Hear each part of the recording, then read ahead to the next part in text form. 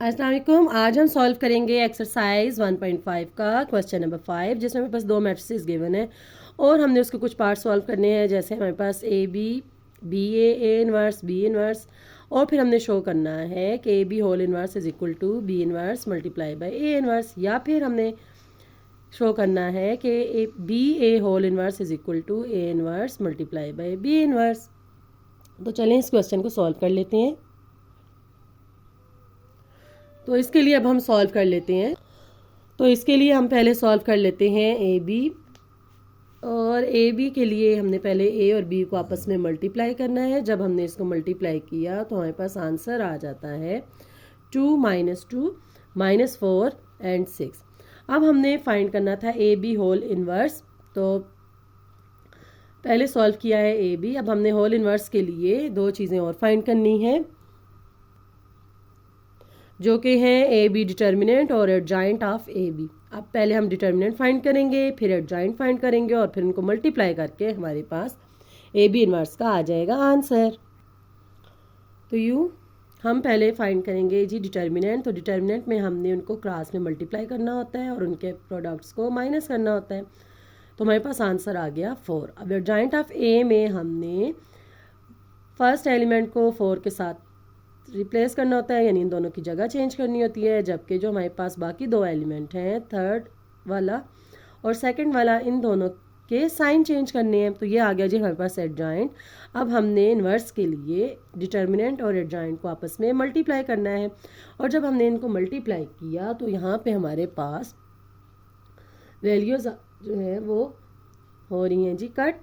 अब 4 और 6 आ गया है, और ये दोनों 2 के टेबल में आते हैं। तो 2 2s are 4, 2 3s are 6। तो यूँ हम इनकी कर लेंगे कटिंग। यहाँ पे भी हमारे पास है 2 1s are 2, 2 2s are 4।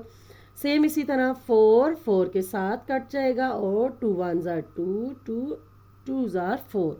तो यूँ कटिंग के बाद हमारे पास आंसर आ जाएगा, जो कि होगा 3/2। 1 1s are 1, 2 1/2। ये 4 4 के साथ कट गया, और यूँ हमारे पास बच गया 1, और यहाँ पे 2 1s are 2, 2 2s are 4। तो हमारे पास आंसर आ गया 1/2। तो ये आ गया जी हमारे पास ए बी होल इनवर्स का आंसर।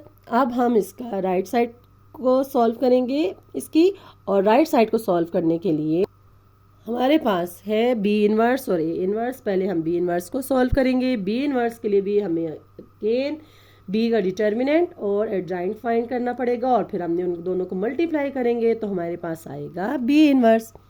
तो पहले हम इसको सॉल्व कर लेते हैं।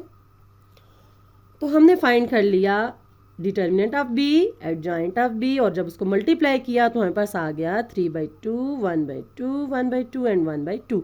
सेम इसी तरह अब हम सॉल्व कर लेंगे ए इनवर्स।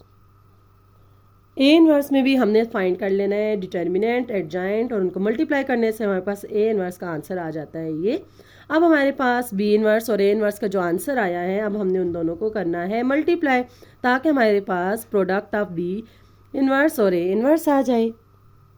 तो ये हमारे पास जो आंसर आए हमने उनको आपस में मल्टीप्लाई किया, तो मल्टीप्लाई करने से हमारे पास आ गया जी इनवर्स बी इनवर्स और ए इनवर्स का जो प्रोडक्ट था वो आया 3/2, 1/2, 1 एंड 1/2। और यही आंसर हमारे पास आया था लेफ्ट हैंड साइड का भी। अब लेफ्ट हैंड साइड का आंसर भी हमारे पास यही था, और राइट का भी हमारे पास सेम वही आंसर आया है। तो हम लिख देंगे hence prove that A B whole inverse is equal to A B inverse multiply by A inverse.